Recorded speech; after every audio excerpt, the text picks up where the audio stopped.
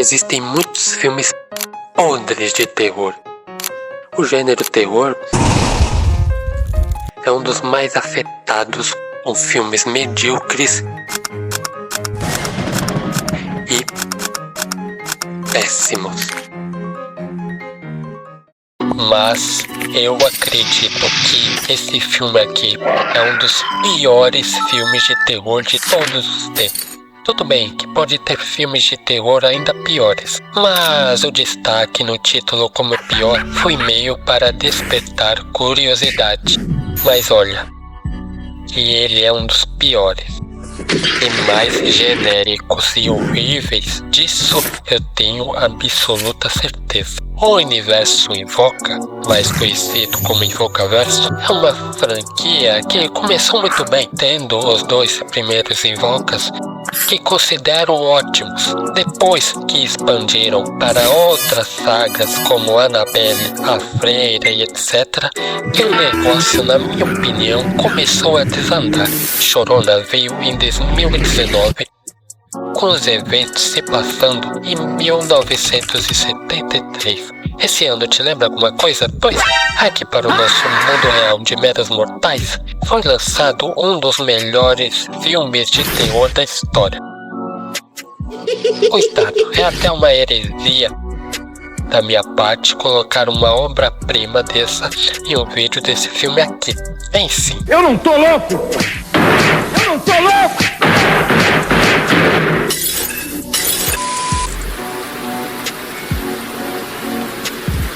É um fracassado. Ai!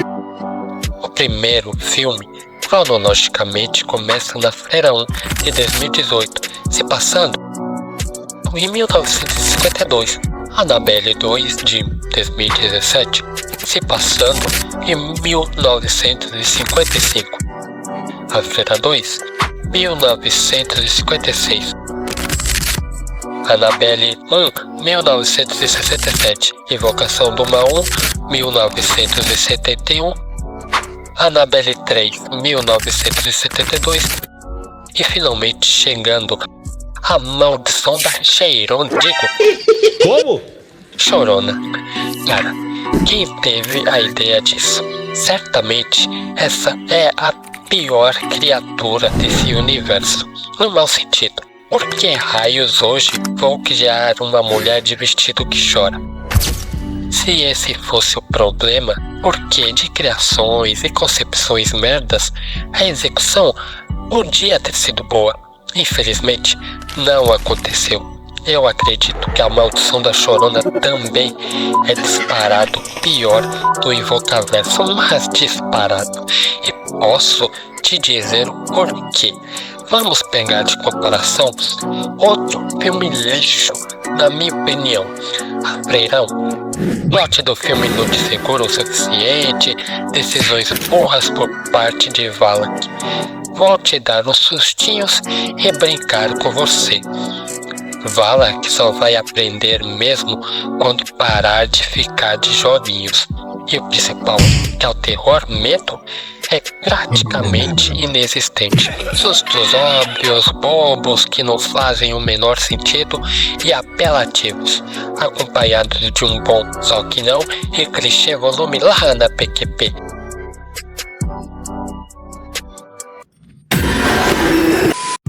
Mas aqui tem um diferencial em comparação com a Chorona. 2 na verdade. Valak e Irene. Você pelo menos em A Freira tem uma boa protagonista. Irmã Irene é uma baita freira sobrevivente e forte, sendo um dos maiores destaques do filme. E a criatura, apesar de burra, Valak visualmente é muito bem feito e medonho. Valak é uma, se não a melhor criatura do Invoca. A popularidade que essa personagem conquistou no Invoca 2 foi alta e merecida. É um baita de um capeta, mas é triste como ela é injustiçada com filmes medíocres. Eu fiz um vídeo do 2 e é melhor sim que o primeiro, tendo bem mais qualidades, mas ainda não foi o filme próprio que Valak merecia. Agora vamos para a Maldição da Chorona. personagens que aos olhos parecem invisíveis de tão desinteressantes, com carisma de uma porta? Cheque. Sustos ainda mais ridículos? Cheque. Suspense zero que não é suficiente para te fisgar? Cheque. Decisões burras de personagens? Cheque. Trilha sonora que não serve nem para te deixar acordado no filme? Cheque. Criatura mais tonta que Valak, que só sabe dar gritinhos e que não assusta nem criança? Cheque. Talvez em um recém-nascido assustaria? Talvez. A diferença é clara aqui, apesar de pequena. Você não ter um protagonista que se importe e nenhum bicho carismático, o que sobra? Claro, sustinhos, pô.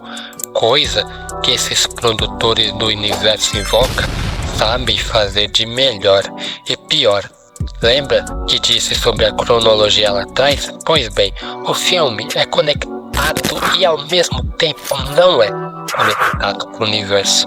O diretor Michael Chaves, considerado por dirigir os filmes mais meia-bocas do Invocaverso, disse em entrevista no ano de 2023 que na verdade o filme não é uma continuação. Pera lá, tem o padre dos filmes anteriores, faz uma breve conexão com a Annabelle e não faz parte do universo para você ver como estão perdidinhos. Para mim tá claro que na sua criação ele foi sim pensado para fazer parte do universo, mas ele foi tão desgraçoso e mal de bilheteria que tiveram a brilhante ideia de descontinuar. Com certeza teriam outras continuações se esse filme aqui tivesse feito bilheteria, mas também não é como se houvesse uma conexão tão forte a ponto de ligarmos.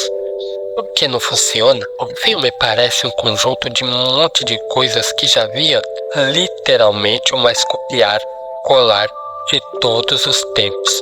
Parece que foi escrito por IA, que foi alimentada com todos os clichês de filmes de fantasmas. Quando Ana Garcia, assistente social e viúva que criava seus 2 filhos nas Los Angeles dos anos 1970, é chamada para verificar um de seus casos, ela encontra sinais de crime. À medida que ela se aprofunda, ela encontra semelhanças impressionantes entre o caso e as terríveis ocorrências sobrenaturais que assombram sua família. Contando com a ajuda de um curandeiro local, ela descobre que La Llorona se agarrou a Ana e não vai parar diante de nada para levar seus filhos. La Llorona, também conhecida como a mulher chorona, é uma mulher fantasma do folclore latino-americano que perdeu seus filhos e causa infortúnio às pessoas próximas. Enquanto ela os procura, ela pega outras crianças perdidas, tornando-as suas. Ana recorre ao misticismo, com a ajuda de um padre desiludido para combater a entidade maligna. Em um primeiro momento, lendo a sinopse, o filme pode até parecer interessante aos olhos. Olha, parece bom, mas eu te garanto que na minha experiência eu poderia ter encontrado uma pilha fresca de cocô de cachorro na calçada e assisti-la secar sob o sol e ter uma experiência mais gratificante de quando eu vi esse filme no streaming da Max. Tempo jogado fora. Vamos começar pela mãe do filme e decisões dos personagens. Sério que você vai continuar vagando por outras salas, sabendo que um espírito malévolo pode surgir a qualquer momento e roubar seus filhos? Você os manteria por perto e garantiria a segurança ficando juntos. A cena em que ela deixou os filhos para ir falar com o padre, preparando o jantar, foi só patético. E nem vou falar da menininha quebrando a linha de proteção atrás da boneca. Putz, meu, e de só fazendo macaca em filme de terror. Boneca essa que é mais feia e assustadora que a própria Chorona. Parece que foi engolida e cuspida pelo chupa-cabra. E as burrices não param por aí. Eles convenientemente se esquecem de selar e proteger a porta dos fundos, permitindo que o demônio entre. Não é como se fosse uma janela que possa passar despercebido no sótão ou coisa assim. É a porta dos fundos, a porta principal da casa da família. Os personagens sofrem aparentemente de amnésia também. O padre espalha as bugigangas em todos os pontos de entrada, avisando a família que a linha não pode ser quebrada, aconteça o que acontecer. Mas a família de Ana prova que não é inteligente o suficiente para viver.